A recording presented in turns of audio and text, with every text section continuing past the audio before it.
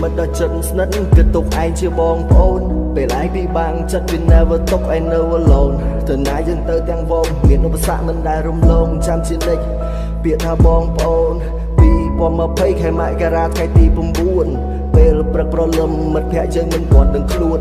មានសំឡេងរលើកទូរស័ព្ទទឹកភ្នែកខ្ញុំហូរអាឡូអាមីនេះស្លាប់ហើយពុទ្ធោនេះគឺជាសំឡាញ់ស្រែកសួរមេឃអាណាគឺជាអ្នកបាញ់ស្រែកសួរដីហេតុអីខ្វល់យកមិត្តភក្តិអញមិត្តទៅច្រើនថ្ងៃដែលអ្នកសម្លាប់នៅក្រៅសំណាញ់យល់ទេធត់ដែរទេបើគេអ្នកបាញ់ហើយយើងអ្នកចាញ់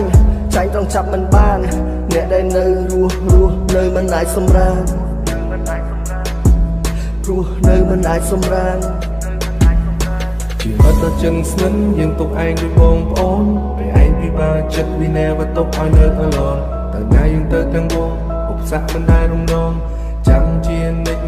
ពាក្យថាបងប្អូនជាមិត្តដ៏ជិតស្និទ្ធយើងទុកឯងដូចបងប្អូនពេលឯងពិបាកចិត្ត we never ទុកឲ្យនៅ alone ទៅណាយើងទៅទាំងវងឧបសគ្គមិនដែលរំលងចាំជានិច្ចពាក្យថាបងប្អូនមិនបានរយៈប៉ុន្មានអាចច្រឹងកចែកឋានឯងចេញទៅព្រាមមិត្តភក្តិគ្រប់គ្នាទទួលមិនបានឈាមក៏ត្រៀមឲ្យឯងលុយក៏ត្រៀមឲ្យឯងខំសះស្វែងដើម្បីបញ្ជូនឯងទៅវៀតណាម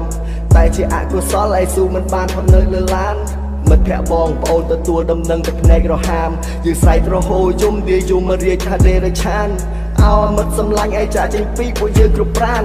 ដោយសារតែជំងឺឯងឈឺមិនយូរប៉ុន្មានមកពីធ្វើប្រហែលគ្រាន់តែគ្រុនឈាមឲ្យឯងចែកឋាននៅវេលាចុងក្រោយជុំមុខមកជួយឲ្យអធិដ្ឋានកាលទៅជាតិណាយើងត្រូវធ្វើមិត្តនឹងគ្នាឲ្យបានជាមិត្តឯងតាំងពីតូចធំឡើងឯងនៅតែតូចសំដីឯងពិតជាខូចតែចារិតឯងនេះពិតមិនដូចទីណាមានវត្តមានឯងគ្រប់គ្នាសប្បាយរហូតសូម្បីតែគ្រួសារអញក៏ស្រឡាញ់ឯងដែរណាអាតូច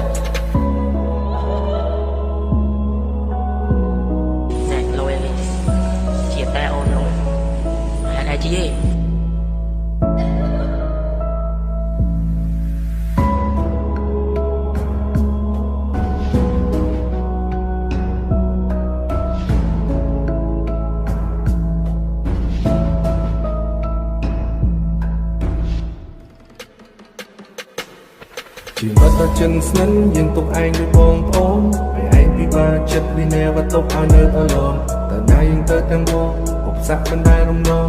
ចាំជានិច្ច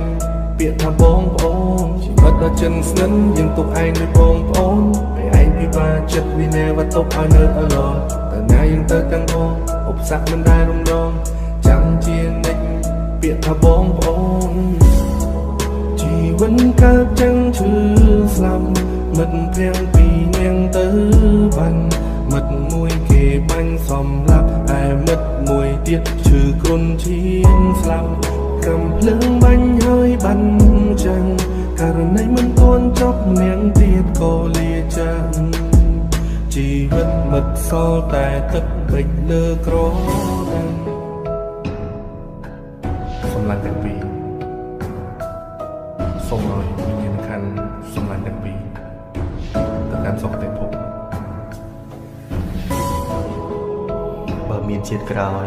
សូមឲ្យពួកយើងខ្លាចជាមិត្តនឹងគ្នាទៀត